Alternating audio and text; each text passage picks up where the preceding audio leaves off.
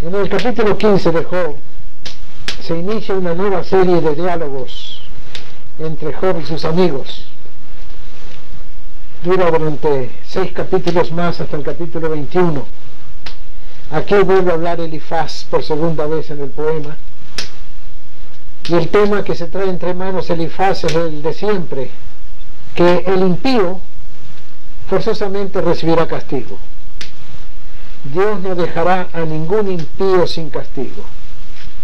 Tarde o temprano le alcanzará la ira de Dios, y tarde o temprano el impío pagará sus cuentas. Si es que el impío no se arrepiente de sus pecados, recibe a Cristo como Señor y Salvador y se reconcilia con Dios para siempre. Este capítulo, que tiene unos cuantos versículos, nada menos que 35, lo podemos dividir en 5 partes. Y el tema es: Elifaz discurre acerca de la sabiduría humana. Primera parte, los versículos del 1 al 6. El tema es: escucharse a sí mismo es tontería y suicida. Vamos a leer del 1 al 6, comenzando con Reina, Job 15, del 1 al 6. Respondió Elifaz temanita y dijo: ¿Proferirá el sabio vana sabiduría y llenará su vientre de viento solano?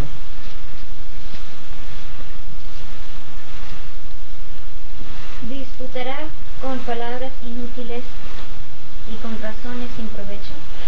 Tú también disipas el temor y menoscabas la oración delante de Dios.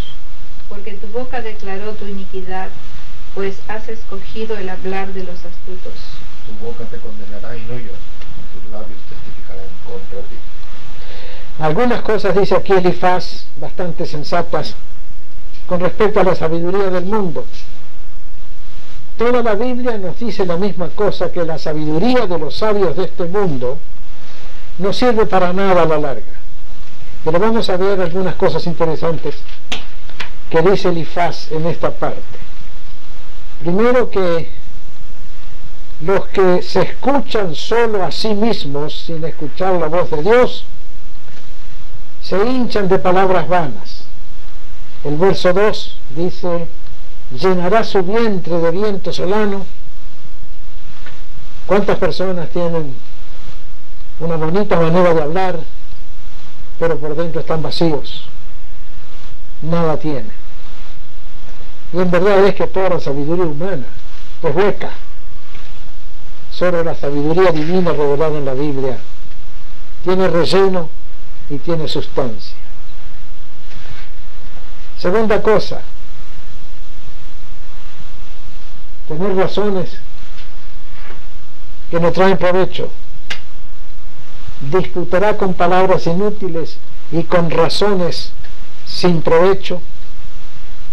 ¿De qué sirve tener lindas razones si no traen provecho al alma? ¿De qué sirve saber hacer un discurso florido si no trae ninguna edificación?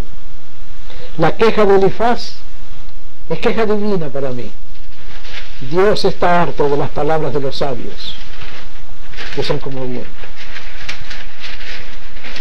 Y menciona también el hablar de los astutos.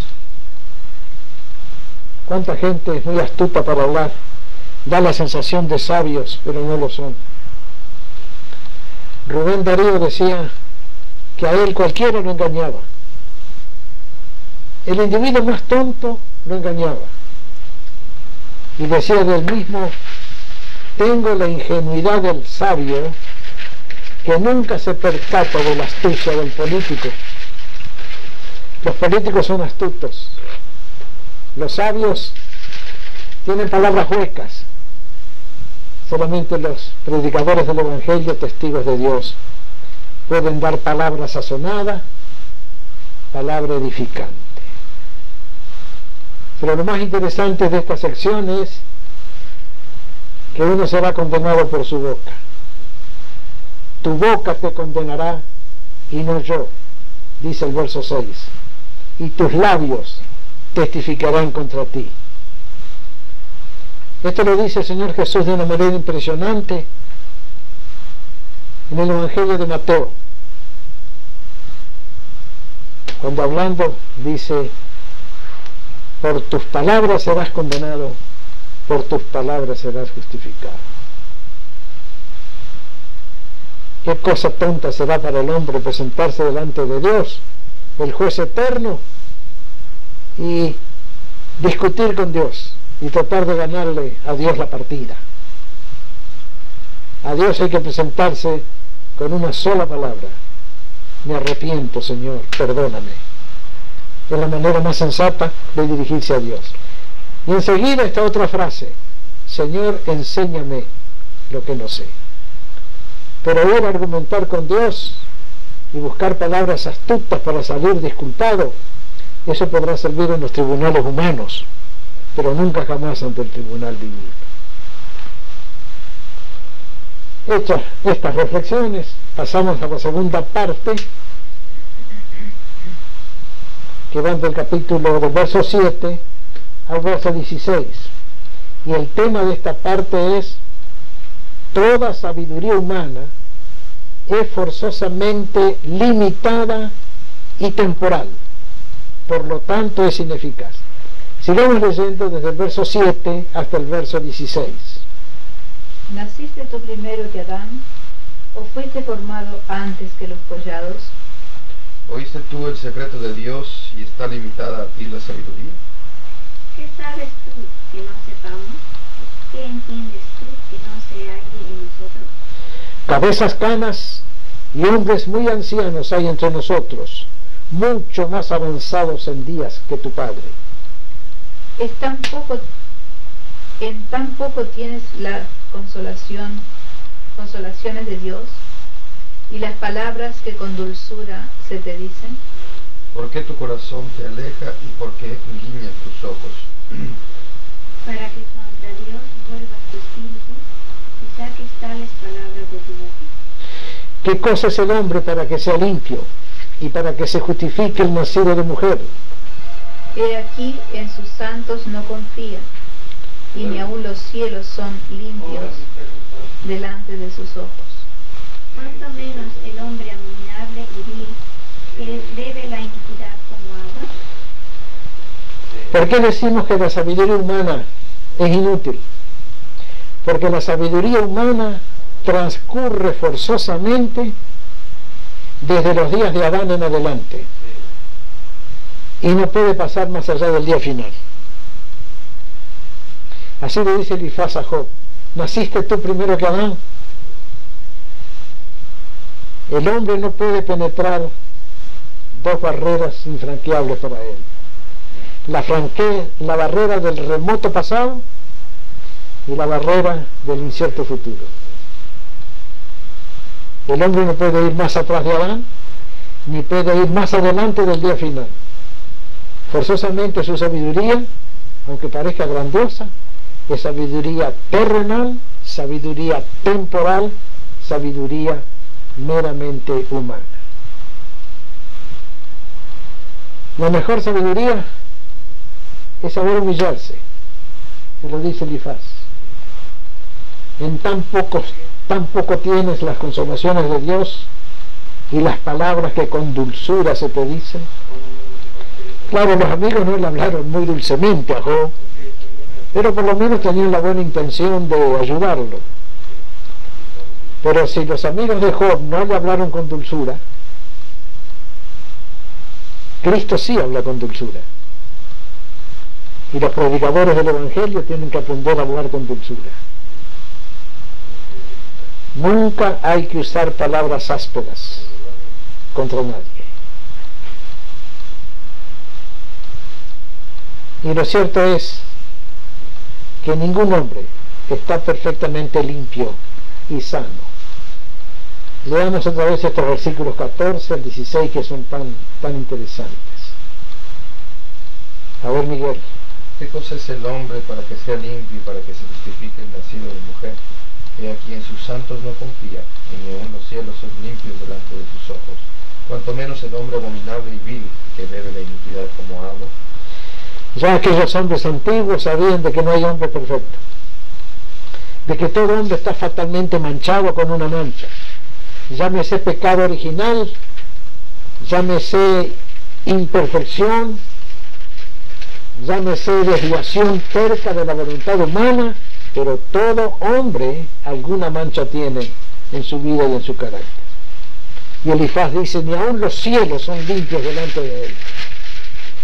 Y mira que en aquellos tiempos no había smog, no había satélites orbitando la Tierra, quizá ni había tantos demonios como hay ahora poblando los aires.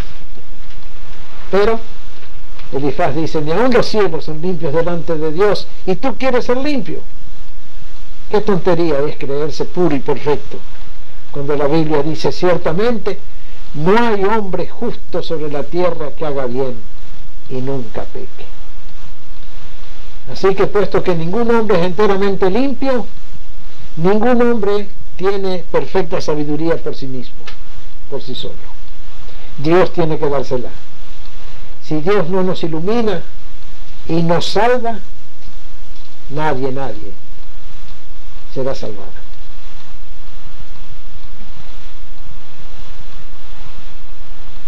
Este es el punto 3 de que estábamos hablando. La razón es que ningún hombre está limpio y sano por completo. Pasando al punto 4, vemos el destino y carácter del impío. O también, si queremos, los 5 tormentos del hombre impío. Vamos a ver si Elifaz tiene razón o no. Desde el versículo 17 al versículo 23. 17 al 23.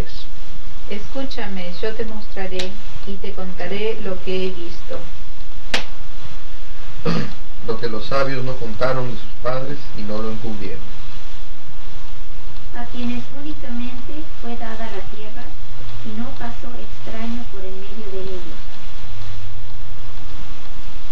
Todos los días el impío es atormentado de dolor, y el número de sus años está escondido para el violento.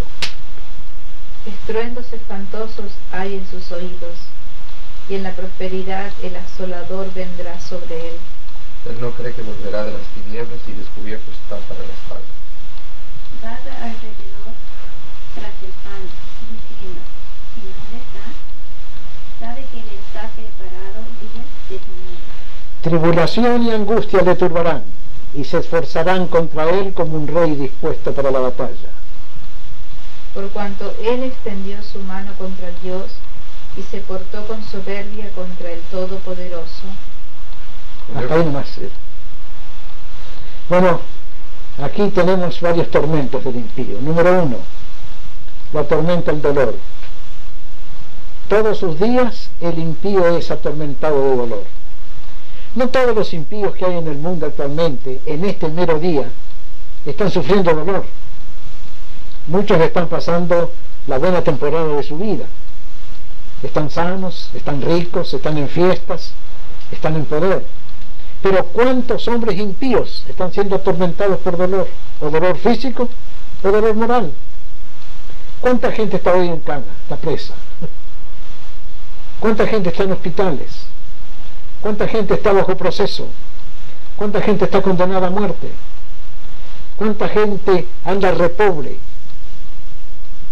sin casa, sin familia, caminando bajo las estrellas, si las hay, en estas noches de frío? Y muchos están así por su impiedad. Muchos están así por su impiedad. En aquellos años que con la iglesia de Mike visitábamos las misiones de rescate de Los Ángeles, nos enterábamos de casos tremendos.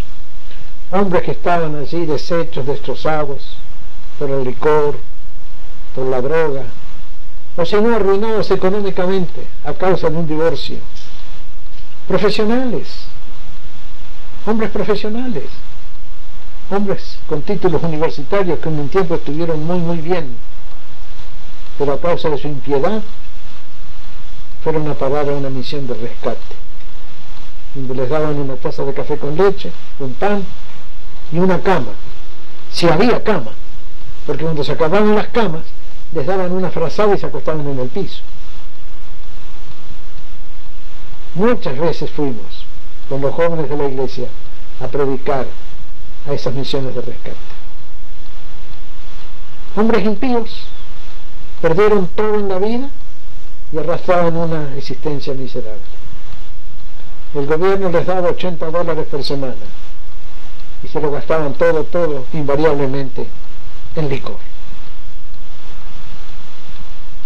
Dice, el impío es atormentado de dolor.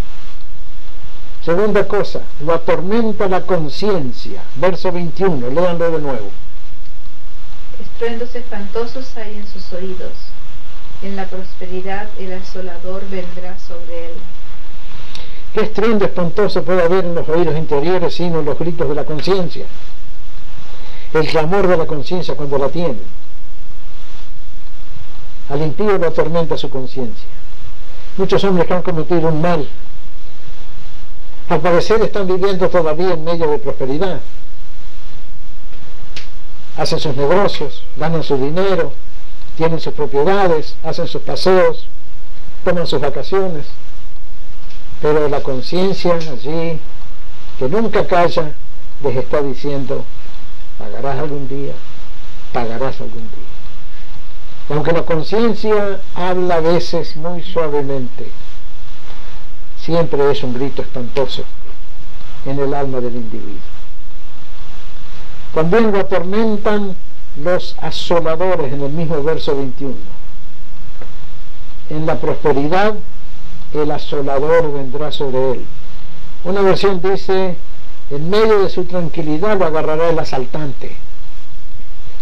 Eso es cierto. ¿Cuánta gente pasa su vida, digamos, en los bares? ¿Y cuál es el ambiente de los bares, de las cantinas, de las barras? Licor, violencia, lujuria, concupiscencia, peleas, tiros, balazos, puñaladas,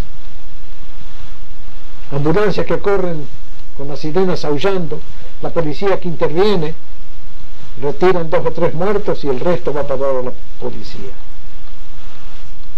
Y el impío teme eso. El impío sabe que está viviendo impíamente, pero es incapaz de retroceder a menos que lo toque la gracia de Dios. Miren este caso reciente que se ha hecho tan notorio de ese individuo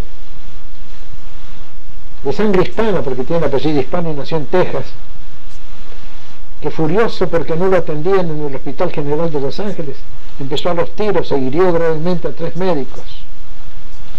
Ahí tengo tema para un mensaje a la conciencia, porque el hombre empezó a gritar, nadie atiende mi dolor, nadie atiende mi dolor, nadie atiende mi dolor. Pero se había venido armado con 3 armas de fuego. Empezó a los tiros y dio a 3, y luego retuvo 5 enfermeras, creo, como rehenes. Y todos dicen que era un hombre tranquilo, que era un hombre que no se metía con nadie, silencioso, callado, si lo saludaban contestaba con un saludo, pero por dentro de él la impiedad estaba trabajando y un día estalló. Así que también al impío lo atormentan, o lo atormenta la idea de que un día algún asaltante o asolador vendrá sobre él. También lo atormenta al impío el peligro de las tinieblas, verso 22. Él no cree que volverá de las tinieblas y descubierto está para la espada. Se anda por una calle oscura y casi siempre la gente impía anda por las calles oscuras.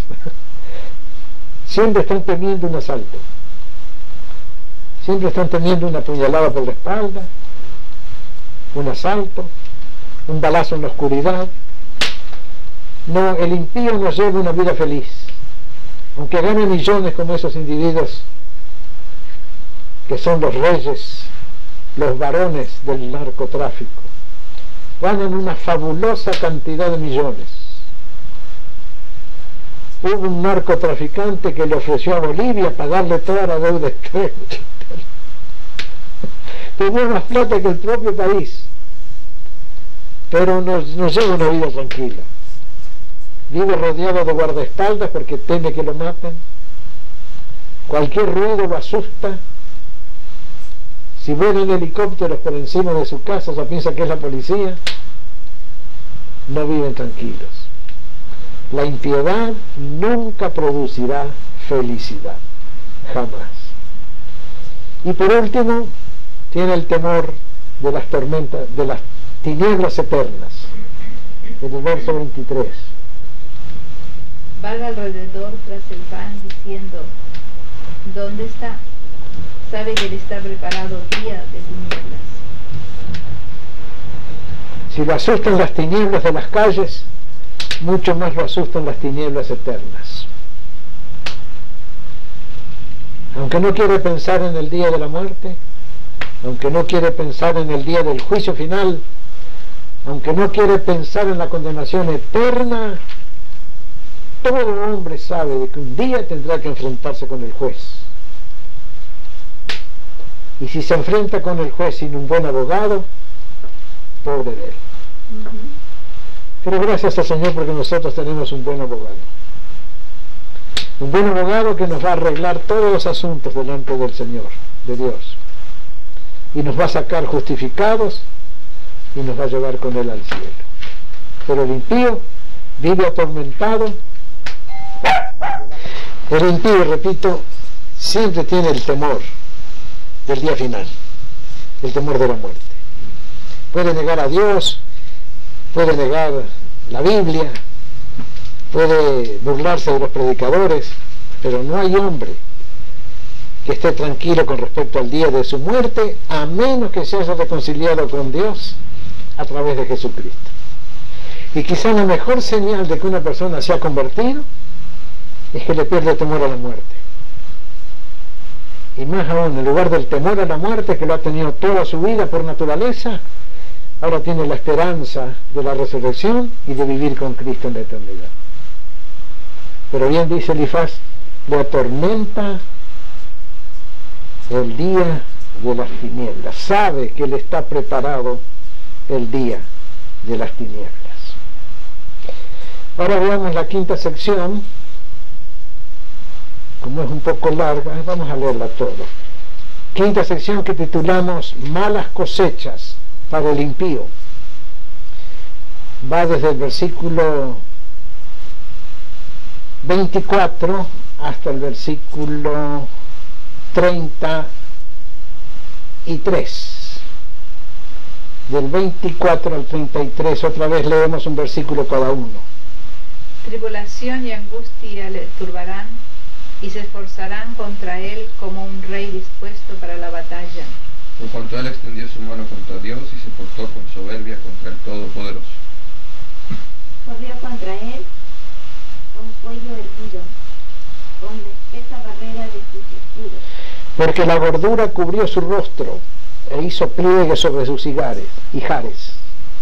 Y habitó las ciudades asoladas, las casas inhabitadas, que estaban en ruinas. No prosperará ni durarán sus riquezas, ni extenderá por la tierra su hermosura. No escapará de las tinieblas, la llama sacará sus ramas, y con el aliento de su boca perecerá. No confíe el iluso en la vanidad, porque ella será su recompensa.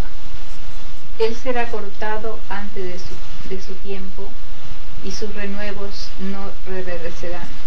Perderá su agraz como la vid y derramará su flor como el olivo. Malas cosechas para el impío. En el estilo poético característica de este libro, se nos está diciendo qué es lo que cosecha el impío por ser impío. Primero, tribulación y angustia. Dos palabras muy usadas en el Antiguo Testamento. Tribulación es cuando súbitamente se nos echa a perder la situación feliz y placentera que estamos viviendo. Eso es tribulación. Y angustia es el resultado de la tribulación. La tribulación produce angustia de alma, angustia de corazón. El verso 24 dice justamente, tribulación y angustia le turbará. La cosecha negra de la gente impía. Si no es en esta vida, por lo menos será en el último día de su vida, que recogerá tribulación y angustia. Segunda cosa, habitará en ciudades en ruinas. Verso 28. Y habitó las ciudades asoladas, las casas inhabitadas que estaban en ruinas. En aquellos tiempos, cuando se escribió el libro de Job, ir a vivir a casas inhabitadas, ciudades en ruinas, ir a vivir entre escombros, era una gran desgracia. Ahora no, porque hay tanta casa, tanta construcción, tanta edificación bonita, que esto no parece tener lugar. Sin embargo, estos barrios de aquí de Los Ángeles, donde hay tanta violencia, tanta droga, tanta prostitución, tanto crimen, no es como vivir en una ciudad asolada. Y de hecho, ¿cómo quedó Los Ángeles un año atrás con aquellos riots que se formaron?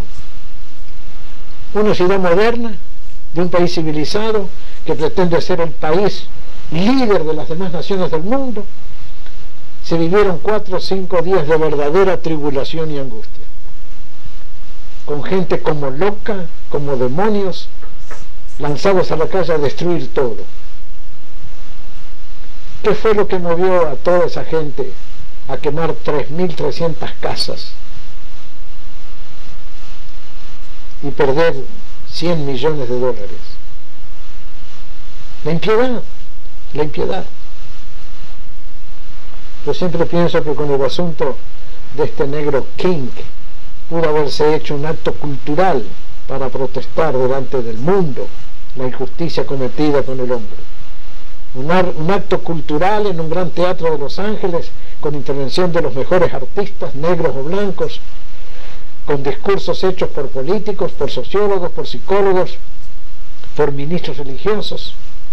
Y se hubiera hecho un impacto fenomenal, se hubiera logrado muchísimo más que salir a destrozar horriblemente la ciudad, imponerla en ruinas a la ciudad y a ellos mismos.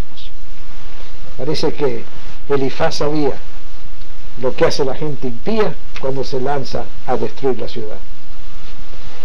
Así que habitar en ciudades en ruinas es una de las consecuencias o cosechas que el impío tiene por su impiedad. Las riquezas le son efímeras, verso 29. No prosperará ni durarán sus riquezas. Los impíos, los malvados, los delincuentes, quizá por algún tiempo tengan dinero. En estos últimos días han caído presos allá en Italia 2 grandes capos de la mafia. Uno de ellos es una mujer, una vieja italiana, cara bonachona, pero era jefa de la mafia, de la camorra. La camorra es una palabra que se usa mucho en Argentina. Un tipo camorrero es un tipo que busca pleitos. ¿En México también? La camorra.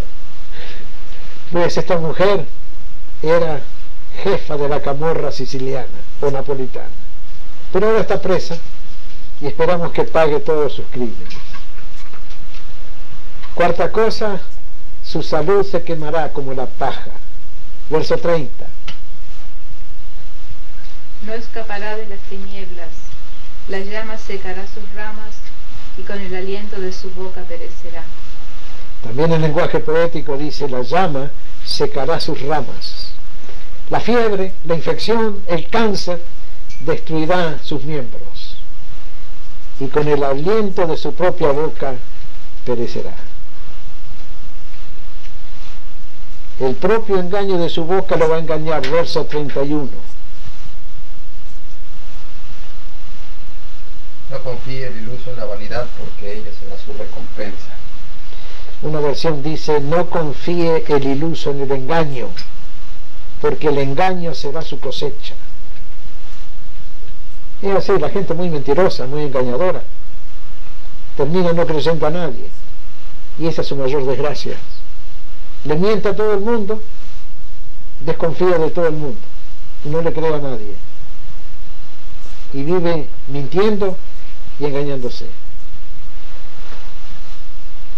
Otra cosecha, la sexta, tendrá una muerte prematura, verso 32. Él será cortado antes de su tiempo, y sus renuevos no reverdecerán. Los impíos son cortados antes de su tiempo, o por una enfermedad que le trajo sus vicios, o por un balazo que le pegan en pelea con otro impío, o porque lo condenan a muerte y lo ahorcan, o lo ponen en la silla eléctrica, o lo meten en la cámara de gases. Antes de su tiempo, el impío será cortado. Y el impío nunca dará buen fruto en su vida. Verso 33. Perderá su agraz como la vid y derramará su flor como el olivo. Cuando la vid pierde los agraces, o sean las uvas que están madurándose, el agraz, ustedes lo saben, es la uva no madura. Es horrible de comer, pero el agraz a la larga se convierte en la uva madura, deliciosa. Pero si la vid pierde los agraces, no va a dar fruto, no va a dar uvas. Y si el olivo pierde su flor, tampoco va a dar aceitunas. Así que, hablando del impío, dice, perderá su agraz como la vid y caerá su flor como el olivo. No dará fruto, no dará fruto.